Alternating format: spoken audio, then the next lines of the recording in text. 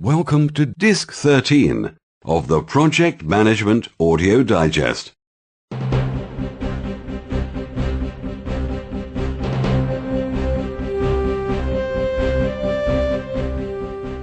Welcome to the Project Management Audio Digest, a series of project management audio teachings and instruction by project management author, trainer and coach Phil C. AKINWALE. No part of this publication may be reproduced, transmitted, transcribed, stored in a retrieval system in any form or by any means without the written permission of Praizion Media, LLC.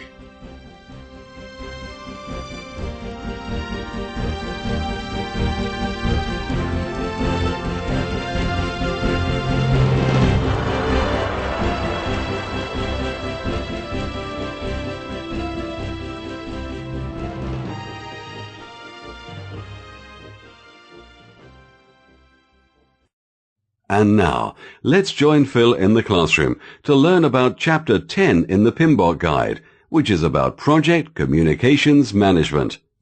Hello, welcome to Project Communications Management. It's often said that the project manager spends 70 to 90% of the time communicating on a project. And for that reason, communications is so important to project managers. And that's why it's its own separate knowledge area in the PMBOK Guide 5th edition. When you think about communicating, you also need to think about the different ways we can communicate. We call them communication methods. We could communicate face-to-face. We could communicate on the phone. We could communicate in a dynamic fashion. We could also communicate via email. We could also communicate by putting data or information on a website. We call that pull communication, because at the end of the day, the people who need the information need to pull it from where it is. They need to go there and pull it. We can also store information or reports on databases, websites, web servers, secure files, maybe on the company system. That's a way of putting information out there for people to go pull the information. So interactive, push, and pull are three types of communications under communication methods. We're going to talk about all that and more.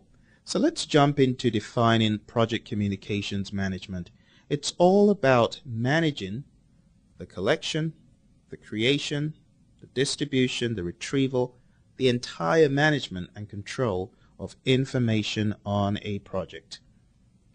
That is exactly what the project manager does here, but it's really big. It's a lot bigger than it seems. When we talk about communication, people often think about just talking to someone else, but communication transcends that. Communication is all about a message getting to a group of people. It could be one person at a time. It could be several people at once. We could communicate in meetings. We could communicate in documents and so on. There's three processes that the PMI address in the PMBOK Guide 5th edition. The first process is planned communications management. What we're trying to achieve here is a communications management plan. We're trying to come out with a plan that will define how to communicate with stakeholders based on their needs. The next process is called managed communications.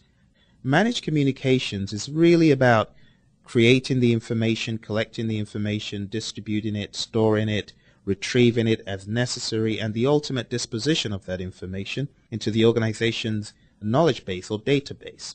That's what managed communications is all about. So when you think about it, think about creating documents, creating information, getting it out to the people who need it, and the ultimate disposition of it. The final process here is control communications. Control communications is all about monitoring, managing, ensuring that communications gets to the stakeholders in a timely fashion and making sure that all of their needs as far as communication goes is met. That is what you're doing as a PM in control communications. There are many ways we could communicate. We could communicate in different dimensions. I call them dimensions of communications. We could communicate internal to the organization. We could communicate up, down, sideways across the organization. internally within the project. We could communicate externally. We could communicate with vendors and external organizations who have a stake in the project, the general public. We could also communicate via a formal report, a formal written document, or it could be informal.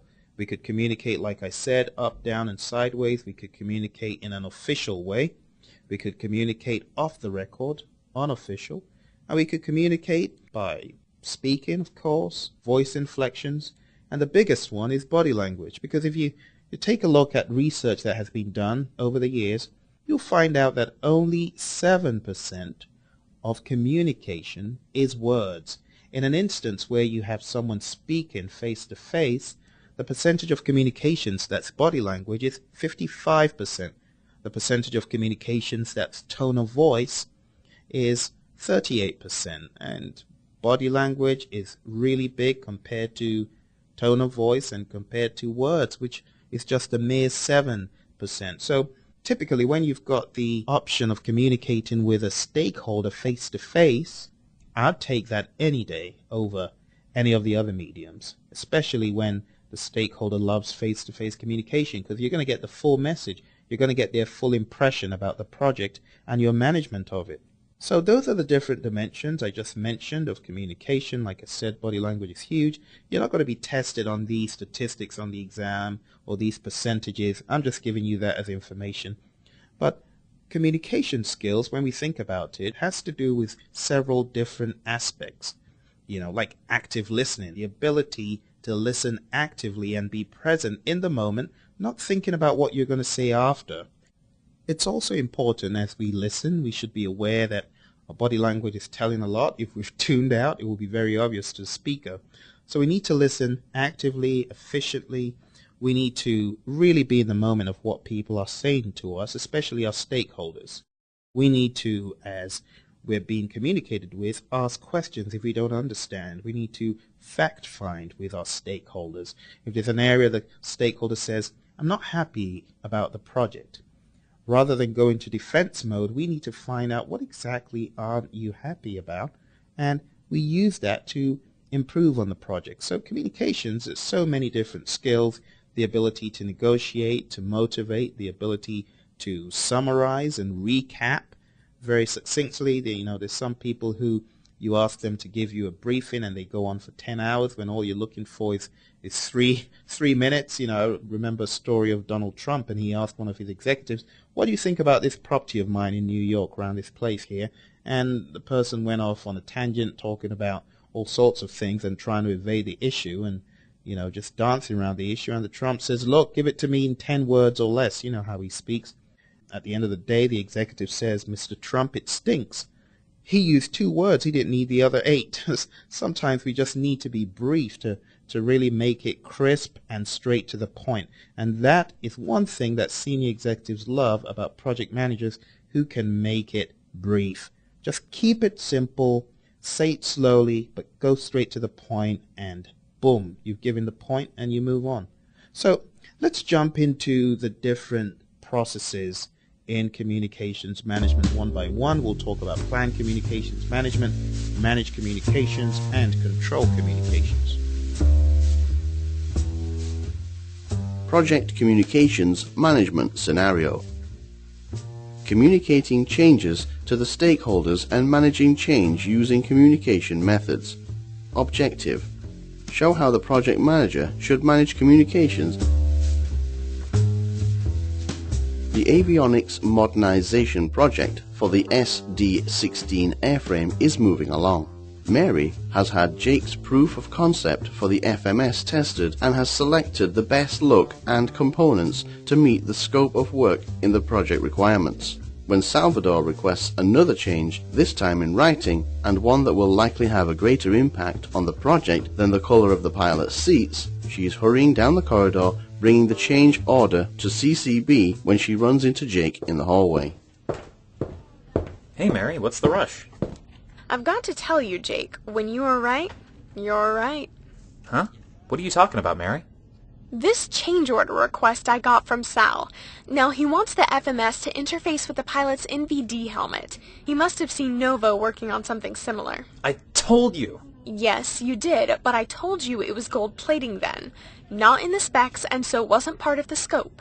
But now I have to get this change order approved by CCB and run it through personally if we are going to give Sal what he wants. Keep up with Novo and stay anywhere close to our deliverable schedule.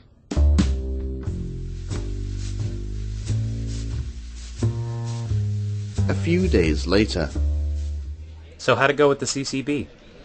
Great. Thanks to the detailed analytics I submitted along with the change request and my recommendations, they were able to see how we could implement without putting us too far behind schedule. And since you already laid a lot of the groundwork on that system and we aren't starting from scratch, the board is thrilled that we can request an increase in our allocation from Sal without a significant increase in our timeline. So they approved the change. Slam dunk, Mary! I guess timing is everything. Project Communications Management Scenario. Sally, your customer, formally requests a change to the project after the project management plan has been approved. You have performed an analysis and have certain recommendations on how to handle this change. As the project manager, what should you do next? An analysis and review of the change request by the CCB is needed. The project manager should not approve or reject a change request in isolation. The sequence of events for change requests should be as follows. 1. Obtain a change request in formal writing. 2. Analyze the potential impact of the change.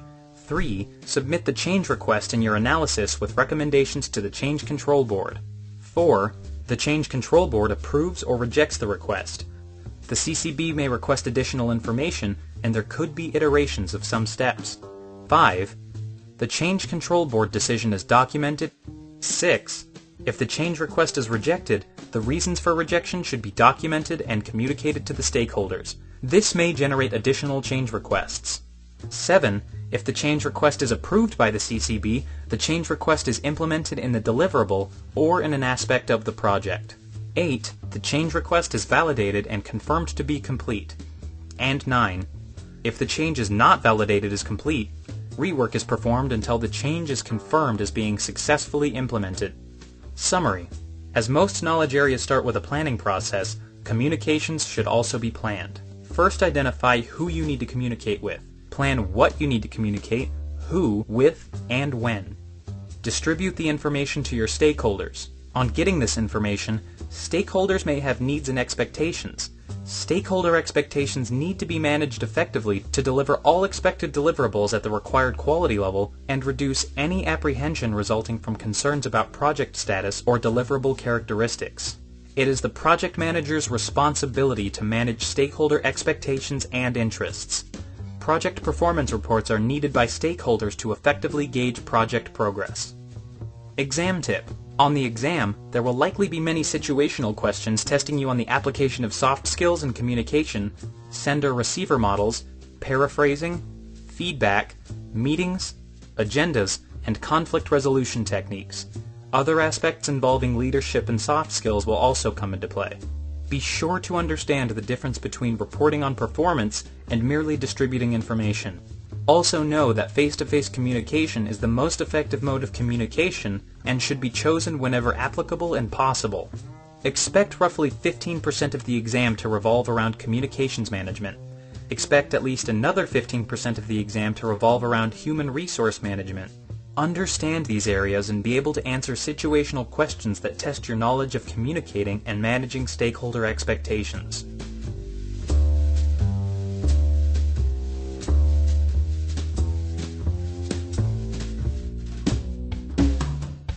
So let's talk about planned communications. Planned communications is the process in which we develop a plan of action, a plan of attack, how to communicate, when to communicate, what do we need to communicate, how, why, when, what if, and so on. We ask meaningful questions to get down to the bottom of what we really need to do. A lot of these inputs are very common to us now. Having gone through 9 chapters so far, you'll find out that you are aware of several of the inputs. Let's talk about these inputs. I'll give you the high-level list of these inputs. The first is project management plan. The next is stakeholder register.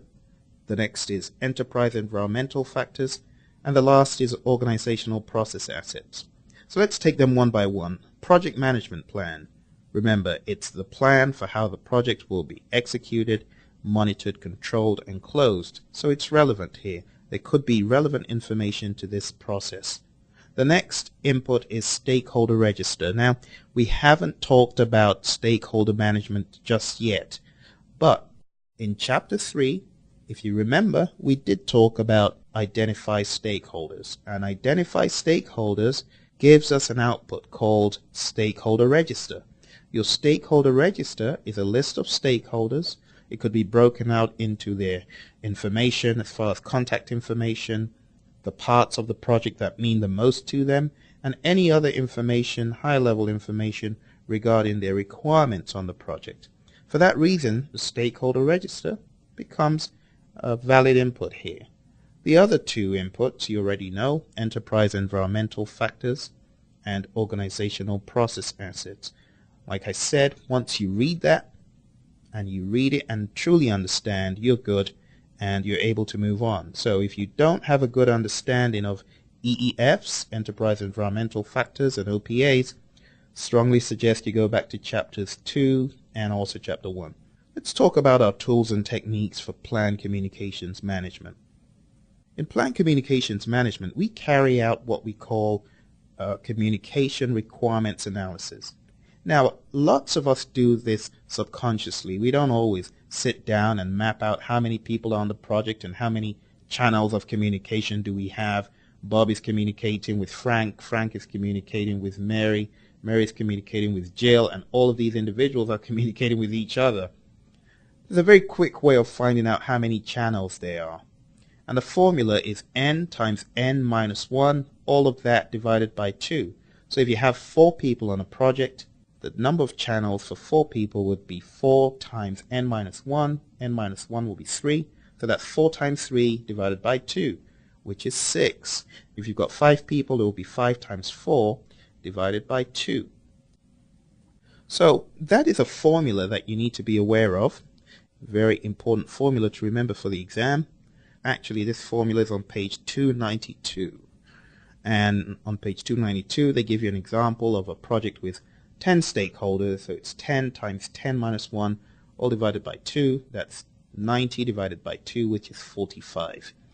Always remember, though, in these questions, you could be given a question such as, you are project manager and you have 7 people reporting to you. How many channels of communication are there? Always remember to count yourself, the project manager, as part of the number. So if it's you and 7 others, you're going to base your n as 8. So n will be 8, and that will be 8 times 7 divided by 2, which will be 28. So don't forget that. You could also be asked the question, you're the project manager on a project, you're managing 7 people, 2 people end up leaving, how many less channels of communication are there? Or you're the project manager on a project, you've got 10 people reporting to you, 5 people join in addition to the team you have, how many more channels do you have? And to solve that, we're not going to be able to do all that here, but what you need to do is find out the number before, number of channels before, number of channels after, do a quick subtraction, find the difference, and that's the answer, either for more people or less people on a team. So that's very important to note. I would definitely mark that page down, communication requirements analysis, very popular formula in this area. Let's talk about our next tool and technique. Our next tool and technique is communication technology. Now when we think about communication technology, it's just that, technology for communicating. So many ways we could communicate. We could communicate through company databases, through the internet, websites, through schedules that are online and what have you. So when you think about communication technology, the reason why it's a relevant tool and technique is you need to think about what works best for the team on the project. Some projects people get really confused with tools such as SharePoint and other tools for storing information, whereas other teams absolutely thrive on it and wouldn't be able to function without it. Some teams get very afraid of technology. Oh, we need to learn this new tool. You have to know the culture of the people you're working with, and based on that, you can make recommendations and do what's practical, what's best for the company, and what makes sense for the project. When you think about communication technology, another thing is availability of the technology.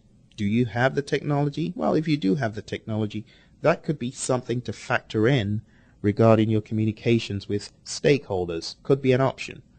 Also think about the project environment. Think about if people are in a virtual setting or if they are co-located and things such as that. Also remember the sensitivity of the information at hand to be communicated is very important. So when you choose communication technology, factor in all of these different bits and pieces, as well as the urgency. How urgent is the information that you need to send out? For information such as XYZ type of information, maybe we just use email, or maybe we just use hard copy. Whatever works best for the team, you need to factor in when you are choosing your communication technology. Let's talk about our next tool and technique, communication models. Communication models are an important thing to talk about here because there are terms such as encode, decode, transmit, acknowledge, and feedback that we need to address. If you go to page 294 in the PMBOK guide and take a look at figure 10-4, you'll see a very simple model for communicating here. You'll see the sender and the receiver. The sender has a great idea, but it's not enough to have a great idea that you want to communicate, is it? You have to be able to convey that idea, put it into meaningful language, and send it across the streams of communication to the receiver.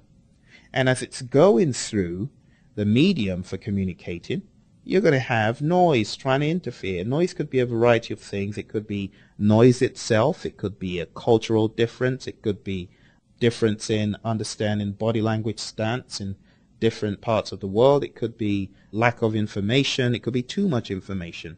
And that's what we refer to as noise. Noise is anything that interferes with the message being sent. So if you're sending a message and it's noisy, well, that could interfere. If you're sending a message and you're saying too much too quick and the person on the other end doesn't speak English as a first language and gets confused, could also be noise. If the person is distracted by what's going around, could also be noise.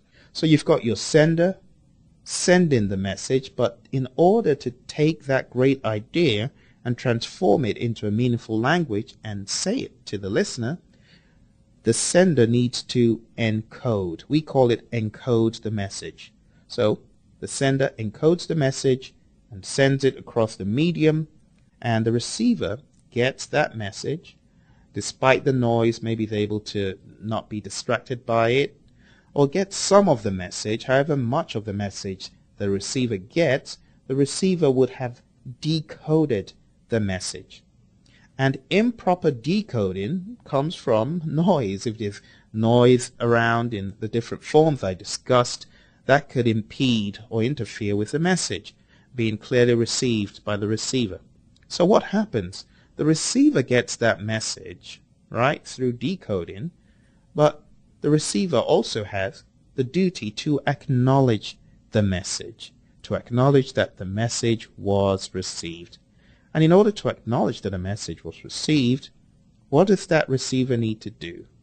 That receiver will need to send a signal to say, okay, I agree, or I can hear you, or I got the message. So it doesn't always mean that the receiver agrees, but the receiver should acknowledge. The acknowledgement is more of, I got the message, I heard what you said.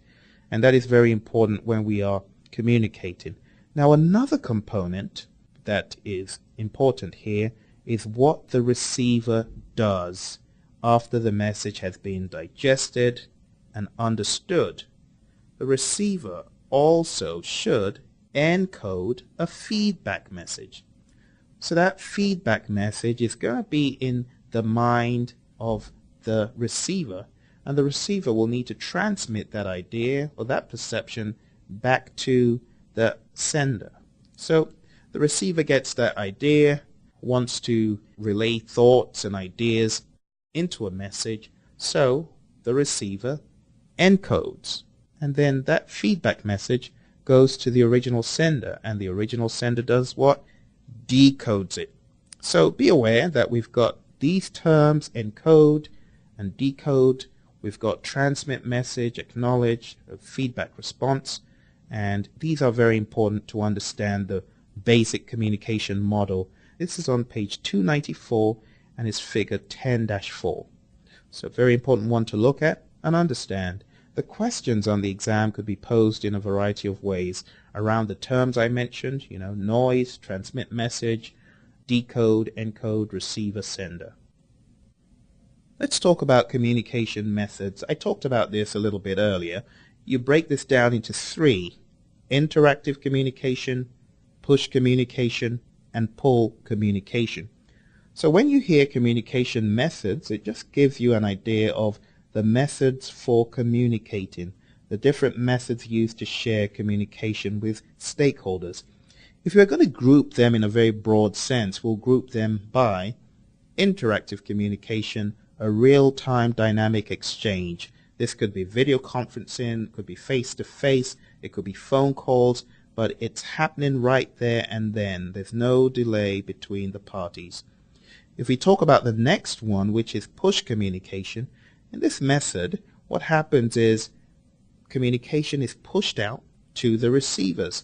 This could be in the form of faxes that are sent, voicemails, emails, memos, letters, blogs, and so on. We push the communication out. The most popular one definitely is by far email, because we often blast emails to people on our team, people in the company. That's a very common one. The last type of communications under communication methods is pull communication. Pull communication is used for volumes of information, very large audiences such as hundreds, thousands, millions of people.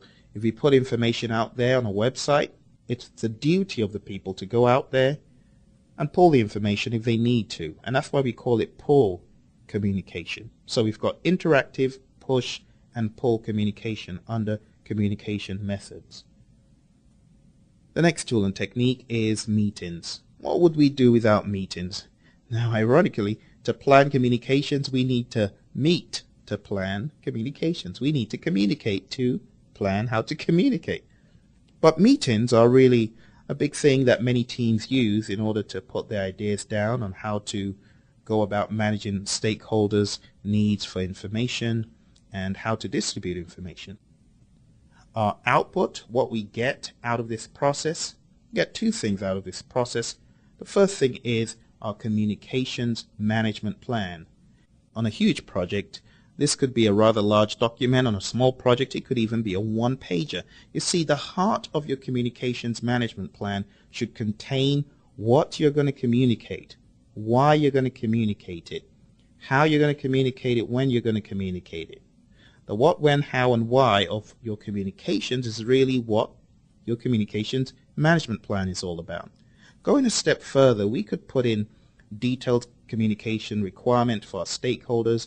We could talk about the groups who will receive the information, who is responsible for sending the information, who will be communicating, and in what way, the time frame or the frequency for that communication to be distributed.